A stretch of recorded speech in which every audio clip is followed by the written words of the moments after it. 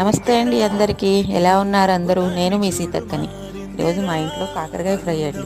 ఇది సైడ్ డిష్గా బాగుంటుంది, డైరెక్ట్ అన్నంలో కలుపుకుని తిన్నా చాలా బాగుంటుంది. ముందుగా కాకరకాయ ముక్కలు చేసుకుని మజ్జిగలో వేసి దాంట్లో కొంచెం చింతపండు వేసి మంచిగా మజ్జిగంతా అయిపోయే వరకు ఉడకబెట్టుకోవాలండి.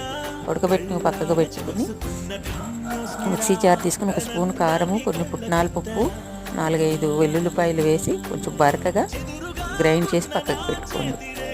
ఆ తర్వాత ఒక పెద్ద ఉల్లిపాయని కట్ చేసి పెట్టుకోండి. కొంచెం ఆయిల్లో ఆ ఉల్లిపాయలన్నీ వేసి వేగనిచ్చి ఉడకబెట్టిన కాకరకాయ ముక్కలు కూడా వేసి స్లో ఫ్లేమ్లో గోల్డెన్ బ్రౌన్ కలర్ వచ్చే వరకు వాటిని ఫ్రై చేస్తూ ఉండాలి. కొంతమందికి కొంచెం బ్లాక్గా అంటే డీప్ ఫ్రై అయితే ఇష్టము, అలా కూడా చేసుకోవచ్చు.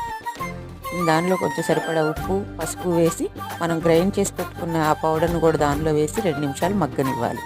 కాకరకాయ ఫ్రై రెడీ అండి.